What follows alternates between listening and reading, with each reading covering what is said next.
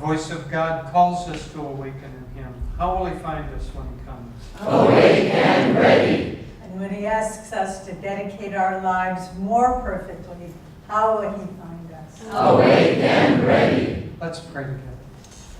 Heavenly Father,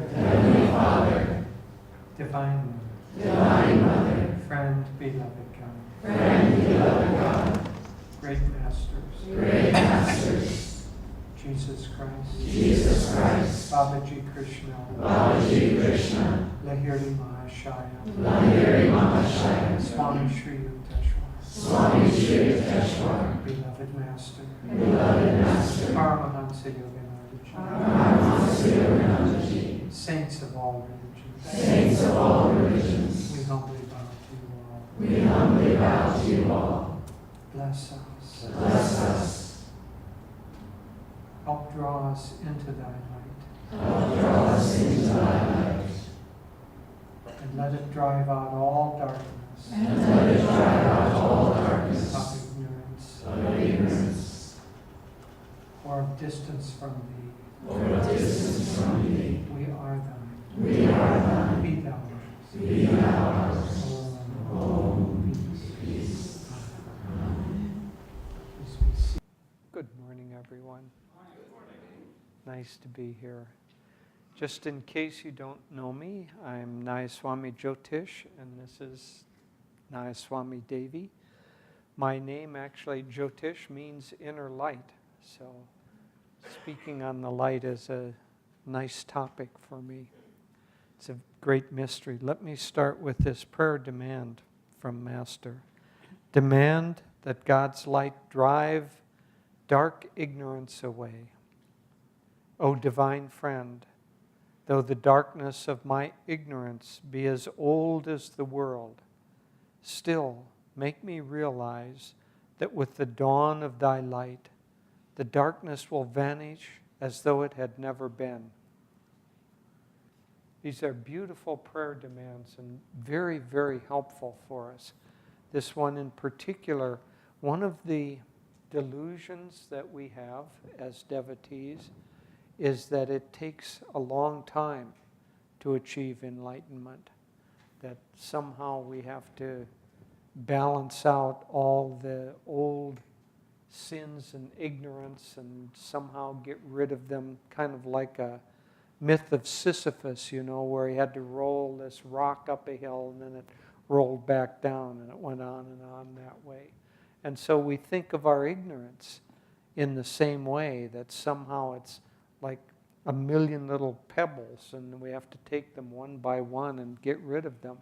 But here in this prayer demand of Masters, it's very, very helpful to realize that if you were the discoverer of a cave that was far underground, and that cave was formed tens of millions of years ago, and you discovered it and went in with a flashlight, as soon as you turned on that flashlight, the darkness that had been there for tens of millions of years would vanish just like that.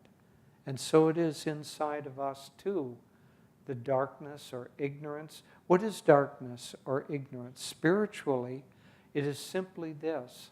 It's the delusion that we're separate from God. And that delusion may have been there for a long, long, long time. But we don't have to take a long, long, long time in getting rid of it. We just have to turn on the light. Well, is this so often, in fact, all words, every word that we utter is just a symbolic vibration, because we can't really speak of a thought without taking that thought and translating it into a word and then uttering that word outwardly so that others can hear it. And then we try the best we can through this very cumbersome means to experience or to convey something that's deeper. I don't know if you've ever played that game telephone, where you say a sentence or tell a joke or something in one language, it's best if it can be multiple languages, because then it gets really confused.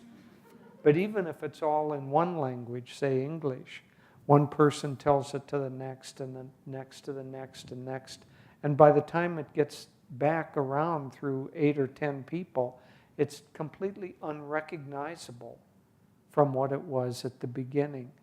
And so it is that words and ideas are very hard to convey.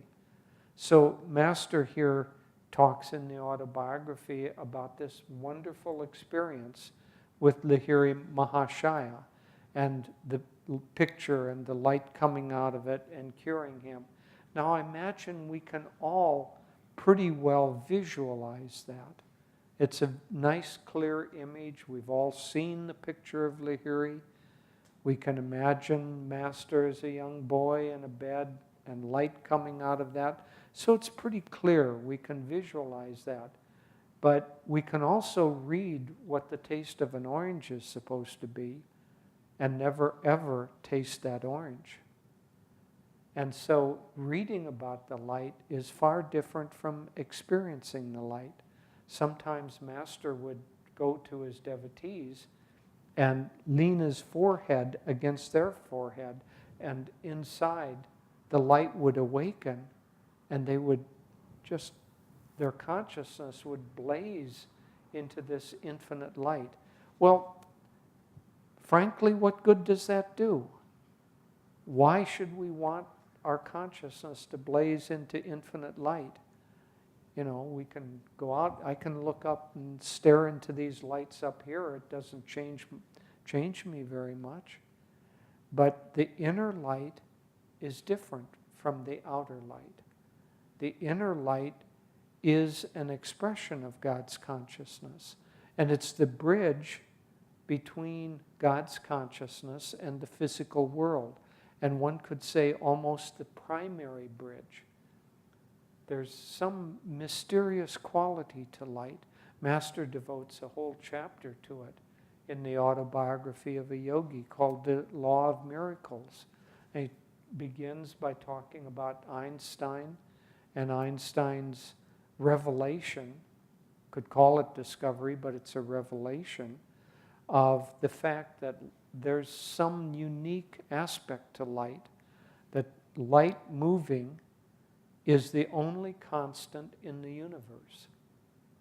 And so we can, his famous formula, E equals mc squared, that translates that energy equals the mass, or it isn't quite the weight, but we translate it as weight of a particle times c squared. C is the constant, the speed of light squared. I don't know how you square a constant, but nonetheless, these are mysteries. But so matter and energy, according to not only the formula, but the proof again and again and again of that formula, matter and energy are convertible one into the other. Up until now, it has always been that matter can get converted into energy or into light. And that's why we have atomic energy and atomic bombs. But just recently, for the first time, scientists worked it the other way and converted light into matter. And on a very, very, very tiny scale. So we're not talking about Star Trek, you know, the transporters on Star Trek that break you down into light and transport you and reform you again. But that's coming. You know where that came from? It's just an interesting little thing. There was a man who was a monk at self-realization, and he was also an actor. And he went in because he had an interview, because he was in a Star Trek episode. He had an interview with Gene Roddenberry. And when he went into his office, he saw the autobiography of a yogi there. And he said, "Oh, did you ever read that? He said, read it. Gene Roddenberry said, read it. Half my ideas come from that. The whole transporter room idea came from the resurrection of Sri Yukteswar, from that autobiography of a yogi. And so the solid appearing body turns into these sparkly little lights and then appears somewhere else. And so this interchange between energy and light and matter, well, that's important to us because our prime delusion is that we're matter. Our prime delusion is that we're solid. Our prime delusion is that we're separate from God. And it's a big step if we can take what seems to be a solid body and dematerialize it and still retain consciousness. See, if we could really do that, which is what happens at the time of death, apparent death, if we could really do that, then we would lose our fear of death because we would understand that we can decompose what seems to be solid matter and reappear, resurrect that in another form, and that our consciousness maintains itself. And so if we really knew that, really understood it, then the fear of death disappears. The fear of harm disappears. Everything, fear disappears. Why say fear of this, that, or that? Fear disappears. Anxiety disappears. So light is a very, very important aspect, not just of the bridge between God and matter, but the bridge between God's consciousness and consciousness that appears as matter, because that's what's really going on. So one could say that the spiritual path then is the seeking of the breaking down of the delusion of separation. In fact, not only could one say that, someone did say that. Swami said to us, the whole of the spiritual path is overcoming the delusion of ego. The whole of the spiritual path. So overcoming the delusion of separateness. And then he went on to tell us, and that's done by longer and deeper meditations and by seeing God as the doer in everything. And so the whole of the spiritual path is overcoming the delusion of ego, separateness. And in meditation, we're given techniques to look into the light of the spiritual eye.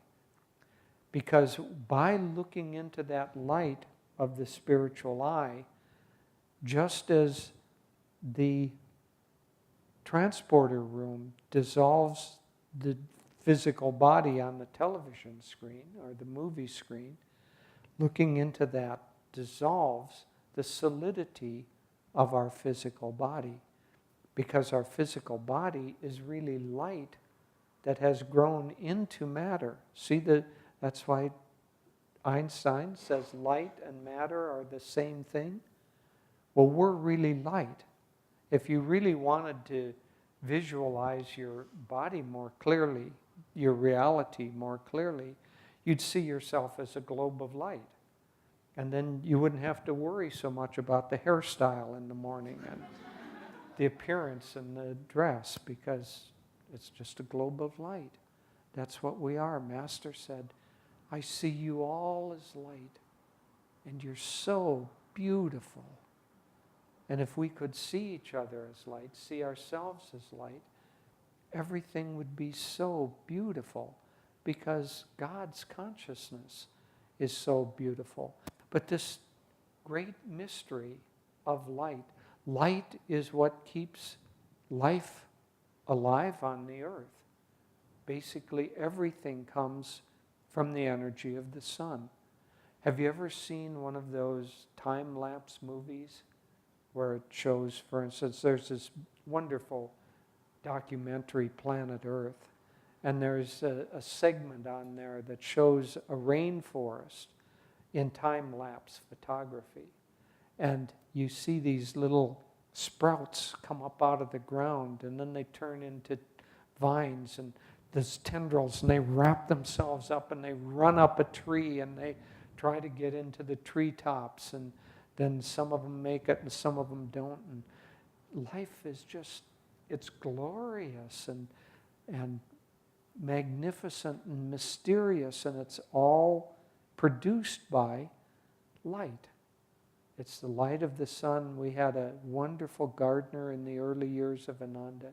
He said that all life on earth is maintained by the interaction between the light of the sun and a millimeter of earth. And that's what produces life on this planet.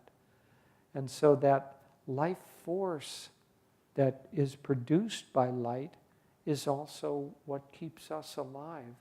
But if we always see it only outwardly, how do we see outwardly? We don't. I look out and I see all of you. You look, you see Devi and me, and it appears that we're here. It appears that there's distance. But what's actually going on? Light is bouncing off, hitting nerve endings in the back of our eyes, and that's being translated by our brain into the appearance of something outside of ourselves. But it's all going on inside. And so the whole thing is a delusion. We just read recently the movie critic Roger Ebert, who recently died, and in the last week of his life he was going in and out of kind of consciousness or higher states. And he was a lifelong atheist. And at one point, several times during this last week of his life, he would come out of this state and he would look at his wife and he'd say, "It's all a hoax." And she thought he was going a little demented. He said, "It's all a hoax. Nothing is what it seems to be. It's all just a play of light. It's like a big movie. The movie seems real only because we get caught in the movie. But then we're uncaught and the movie disappears. It's a big hoax. But we don't see that normally until we leave the theater.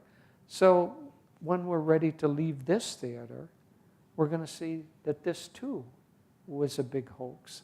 It was all just a play of light and dark. Master used to take disciples into movie theaters, and they'd be all engrossed in the movie, and he'd tap them on the shoulder. And he'd say, "Look up at the projection booth where the light was shining." And he would say, "See, that whole drama is just a play of light and dark." And so it is. The play of drama in our life is not what it seems to be. It's a hoax. It's not outward. It's not physical. It's not solid. It's consciousness appearing as if it's that. Well, all of that's fine until we get caught by thinking that we understand reality. We understand the limitations of reality because we can see things and feel things. Swami wrote this beautiful, enjoyable play called, what's it called? The Jewel in the Lotus. And there's this kind of funny character who's a merchant. And he says, this Yogananda character says, God, now get this, God is even more real than a bucket or a shirt or a bucket. Now, can you imagine such nonsense? And so the worldly consciousness says that what my senses tell me is the only reality. That's true. and therefore everything else is false. But if we saw in infrared, we'd see a different world, and then that would be true. And if we saw in different spectrums, we'd see something different, and then that would be true. So our senses tell us a kind of truth, but a very, very limited truth. And as devotees, what we're after is breaking out of the limitations of apparent reality into a greater reality. And the observation of light is what does that for us. So the techniques that we're given as yogis are techniques. Light is also prana, or energy, intelligent energy in the body. And so the techniques of yoga that we've been given on our path are basically to take intelligent life force light and withdraw it from spreading outward into our own self, and then to lift that prana up by concentration and by focused attention and look into the light at the spiritual eye. And if we can do that and hold our attention there, then our apparent separation dissolves into that light, and we become that light. And even the different, so Lahiri Mahashaya said again and again and again, going into that light is the solution for everything.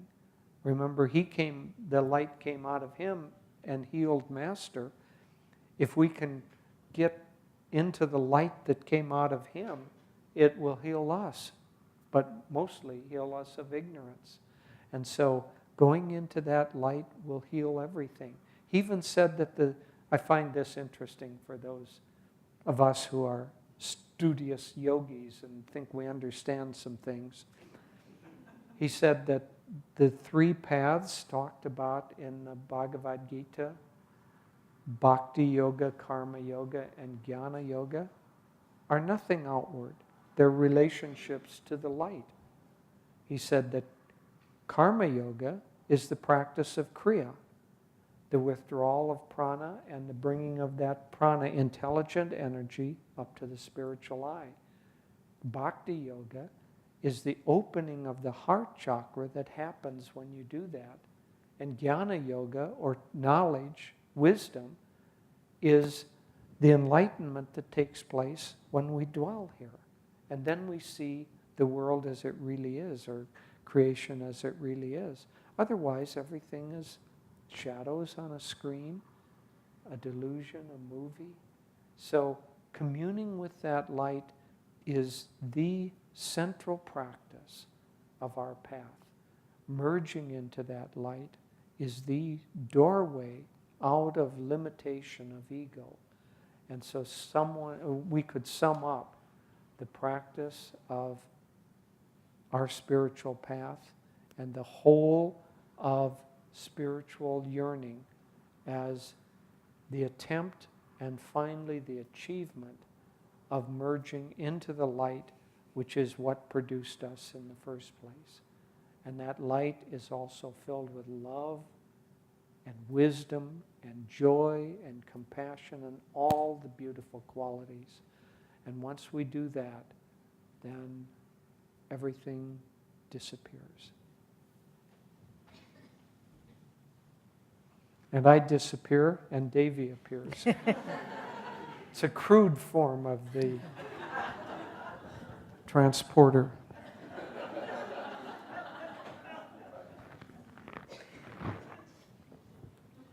Bless you, David. You're sneezing. As Jyotish said, Master used to look at his disciples. In fact, Swami tells the beautiful story a little more fully in his beautiful autobiography, The New Path. And Master would take some of the disciples out on the tennis courts at his headquarters at Mount Washington, and as the sun was setting, and they would enjoy the beautiful sunset. And then Master would look at them all and he'd say, "If you knew how beautiful you are, I see you all as beings of light. And then the difficult question comes, why don't we see ourselves as beings of light? If someone who is immersed in the vision of God, in the truth of God's reality, he sees us that way. God sees us that way. Why don't we see ourselves that way? And that's the whole nub of our existence. All the pain and suffering and confusion and tossing about in this any incarnation, it's simply because we are not yet able to see ourselves as beings of light. And why is that? Well, a couple of things come to mind. First is our relationship to the light. Many years ago, we were in Florence, Firenze, Italy, and we were in the wonderful art museum, the Uffizi. We had a wonderful, wonderful tour guide. She was from an older woman who was from a noble Florentine family and loved the city and showed us, it was like she was showing us her most beloved garden. And she showed us this one drawing in the Uffizi that isn't often looked at. It's, even though it's by one of the few remaining sketches of Leonardo da Vinci, and it's just not even a painting, it's just a sepia sketch with crayon. And it's called The Madonna and Child. And in the center, but it's really a parable, as this woman, Beatrice Corsini was her name. I'm sure she's not alive anymore. But Beatrice showed us, she explained this parable of the light to us, that in the center there was the Madonna, beautifully portrayed, holding the infant Jesus, but they were almost translucent. They were just light, very faintly sketched in. And that was the center of the sketch, the drawing. But all around them were different people demonstrating different relationships to the light. At the feet of the Madonna was a young man just totally offering himself, looking up with total adoration and love and devotion to the light. And a little bit farther out of the circle of light at the center was another young person. And they were drawn to the light, but a little hesitant. And then farther out, and as you got farther away from the light, it was darker and darker and more formed, more defined by the drawing. And then there was a person kind of standing back a little bit cynically, I'm not so sure about this. And then at the farthest extreme was an old person with their back turned and just totally rejecting the light. So what it showed, as was explained to us, was the different souls' relationship to the light. The light was constant, as Einstein told us. The light was always there, but it was how we related to the light. If we approached it with openness and adoration and trust, or a little bit of doubt, a little bit of cynicism, self-protectiveness, and on and on and on. And so we need to look at ourselves and say, if I don't see myself as a being of light, what am I blocking? Why am I not embracing the light within me? That's really the question. Why? And it's simply because we have to uncover those sheaths. Swamiji said the ego is nothing but a bundle of self-definitions. Well, let's hold this image. If there is a beautiful radiant light, and that's our soul, we come into an incarnation, and then we're born, and we start putting on these little coverings around that light. I am a little boy, or I'm a little girl, and then we go to school, and I'm smart, or I'm dumb, and then we go out and play in the playground, and I'm fast, or I'm not coordinated, or on and on and on. I'm attractive, or I'm not attractive, and we just start covering that light with all these definitions. And after a while, all we are those definitions, and the light is totally blocked by that. And so the whole of the spiritual path, as Jyotish was saying, is to get rid of the ego, just to start peeling off all those self-definitions and say, no, I'm not young or old or a man or a woman or smart or dumb or rich or poor. I'm just the light. And the more I can accept that, the more I will know who I really am. And then I will see myself. And more important than honestly, how we see ourselves is how we see the world around us. And if we can, then we begin to see the world around us as Master did, as nothing but light. There's one of Master's great disciples, a woman named Kamala de Silva. She wrote a beautiful book called The Flawless Mirror. It's well worth reading. It came out many years ago. It's recently been republished by Crystal Clarity, and I'm just rereading it again. Such a beautiful book. But in her later years, Kamala was afflicted with dementia and couldn't care for herself. And so Swami Kriyananda, in his kindness, brought her to Ananda village, and we cared for her and had her in one of our group homes. And this is before we had Ananda House and the beautiful service there. And of course, we have other saints that are staying there now. But we cared for Kamala, and then we got to a point where she needed more medical supervision, so we put her in a nursing home. And one of our members went to visit Kamala, who had spent many years with Master, from a young girl all the way into her maturity. And they went in to see Kamala, and her roommate in this home was a woman who had been very horribly burnt in a fire, and her face was horribly disfigured. And our member told me the story. She went in and she gasped because she thought, oh, poor Kamala, she has to see this pain and suffering all the time. And Kamala came in, and even though she was in a state of dementia, all she saw was light. And she said to our friend who walked in, she said, have you met my roommate? Isn't she beautiful? And that's how she saw her. And so when we can accept the light within us, then that's how we see the world. And we don't see the shadows, and we don't see the darkness. Surely it's there if we want to look at it, but we don't need, and it's not in being in denial. It's truly how you perceive things. You only see the light there.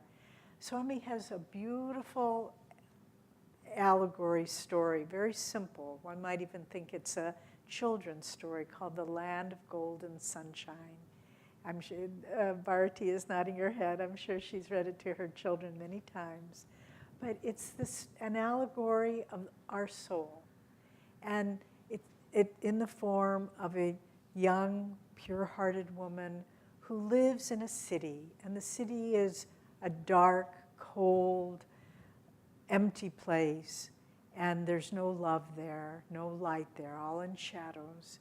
And she works every day in a button factory, a dreary, empty warehouse where with hundreds of other women she sews buttons on clothing. And she has one day a week off, and it's all written very poetically. It's an allegory. And she goes up to her little attic room, and there's one little skylight. She has one day off, Sunday. And on this particular Sunday, as she awakens, the light coming from the skylight has a certain portent to it, a certain presence to it. And she knows something unusual is happening. And she looks at that beam of light, and it begins to form into a golden being, a man of golden sunshine from the land of golden sunshine. And she looks at him, and the light is so bright, she closes her eyes, and then because she's not used to that light, she's used to the shadows of this world, and when she closes her eyes and opens them again, he's gone. The light is gone. And then she feels this despair, and then another week goes by, and the next Sunday he comes, the shaft of light appears, and it begins coalescing into this golden being. and she falls on her knees in adoration, and that light starts moving towards her. But as the light begins, the halo around him, aura around him, begins enveloping her being, she inwardly withdraws. And she said, but I'm just a child of this city of shadow. I don't belong to the light. And she withdraws, and as soon as she withdraws, the beam is gone. And she falls into a fit of sobbing for the rest of the day. And then finally, it has a happy ending. Finally, on the third week, the shaft comes, and the golden sun man appears. And he says to her, I have called so many to come and join me. Will you too reject me? Won't you come with me, leave this city of empty dreams, and come with me into the land of golden sunshine? And she falls down in adoration, and she says, yes, this city is not my home. I come with you into the land of golden sunshine. And the light comes down, and then as Swamiji writes so poetically, and the beam moves across the room, but the room is empty. It's an allegory. It's an allegory of our soul that says, I'm not worthy of the light. How can it touch me? I'm a creature of flaws and failings and weaknesses and all the things we define ourselves as falsely. But if we can just say, no, I am a child of the light. I belong to the light. And fall down in devotion, in loving the light. That's the missing link. When we love the light of God, we become one with the light of God. And so to work on, forget who you are or who you aren't. It just isn't that important. Love God, love the light, and you become one with that light. And you see the world with those eyes, filled with the vision of God, the beauty of this incredible creation He's given us.